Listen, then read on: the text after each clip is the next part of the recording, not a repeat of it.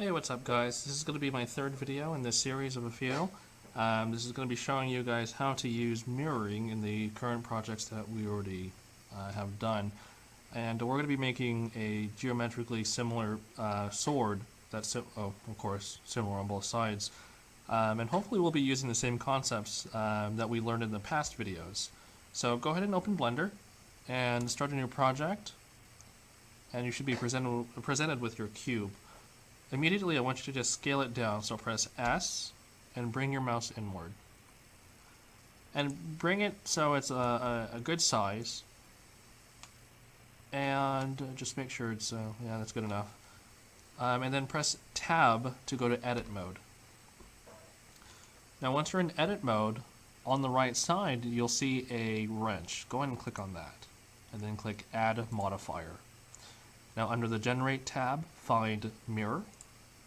And what this will do is it'll mirror anything that you do on currently just the x-axis.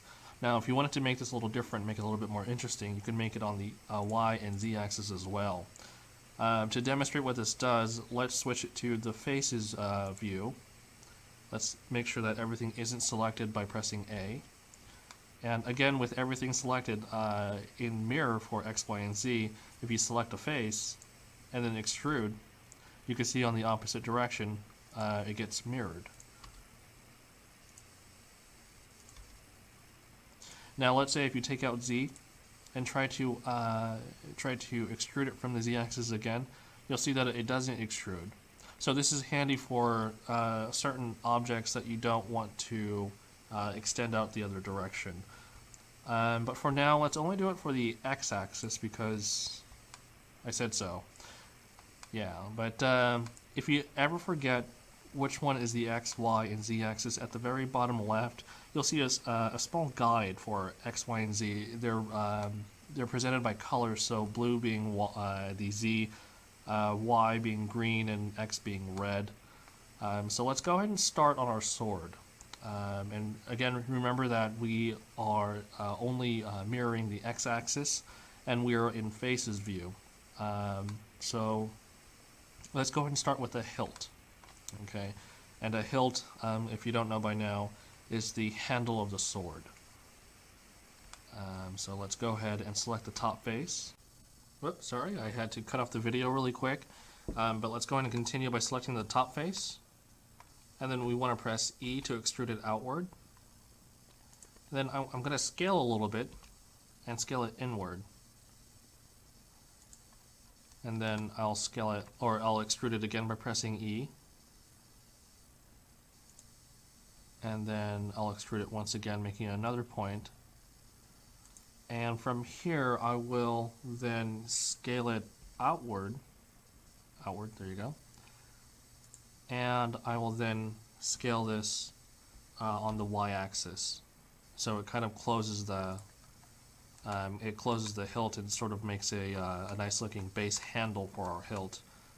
And so from here, I will then extrude this just a little bit more, just so I can make the actual that blocking part of the hilt, I guess. And this is where the mirroring comes in. Because I have the x-axis mirrored, anything that I select here will be copied on the opposite direction. So let's go ahead and extrude this out, and then let's get our blade to go all the way up. And you know what, I'm not just going to make it just a straight on, I guess a straight blade. Let's make it a little bit more fun. So I'm only going to extrude just by a little bit, just so I have, I kind of have just a basic sword going on. Then I'm going to scale outward. Outward, there you go. And then I'm going to extrude upward. And then I'll just stop at the middle to extrude just a little bit more. Then I'll scale inward, and extrude, scale inward some more, then extrude a little bit more, and then I'm just going to keep going. And just gradually come to a certain point. Now, a little handy thing is if you're trying to get an exact point, you could click Merge on the left side, and then you could click At Center. And so that'll merge everything to a fine point for you. And so let's zoom out.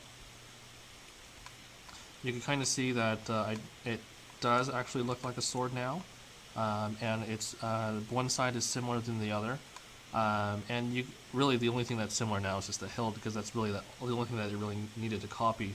But now let's make the hilt a little bit more technical or pretty, I guess. Because it's on mirroring, you'll be able to replicate everything you do on one side, so you don't have to copy and paste it or try to flip it or anything like that. So I'm gonna extrude it a bit, and then I'm gonna move this handle a little bit up, and then let's then select this face over here. You know what? Let's see what I'm doing here is I'm now turning on mirroring on the y-axis just so I can get an exact copy on the other side.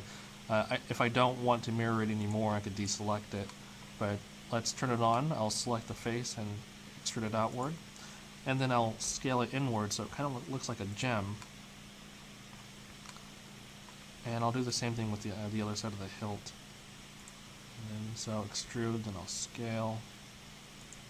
So very cool. Okay. So it's really coming together. Of course, it looks like a very long handle with a really short blade. But you should be able to gather the same concepts with mirroring. So anything you do on one side will affect the other no matter what you do to it. So if you extrude it, if you scale it, or anything like that, it will happen on both sides. And this is handy for objects like these and or different objects that I'll show you in other videos. So hopefully you were able to gather what mirroring does. In the next video, let's do a ship just so we could further examine the properties of mirroring. Anyways, I hope you enjoyed this one.